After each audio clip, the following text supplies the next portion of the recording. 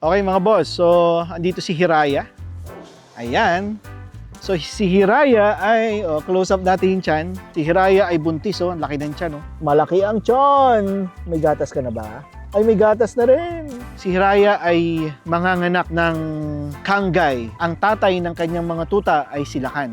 Titingnan natin kung ala bulldozer pa rin ba ang itsura or maglalabas na ng kasing kulay ng Kanggay. So ngayon ay si Hiraya ay healthy.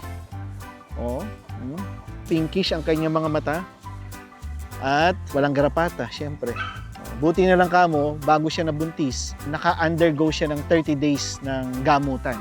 Okay? Kaya safe ang mga tuta. Medyo payat din kahit na marami siyang kinakain dahil karamihan ng kinakain niya ay napupunta na sa mga tuta. At sa stage na to, ayaw mo rin ng masyado siyang mataba. Dahil pag masyado siyang mataba, ibig sabihin nun, yung pagkain na intake niya, napapakain ng sobra yung tuta at pati siya may excess. Pag ganun, masyadong malalaki ang tuta na kapag nanganak siya is mahirap niyang ilabas ang tuta.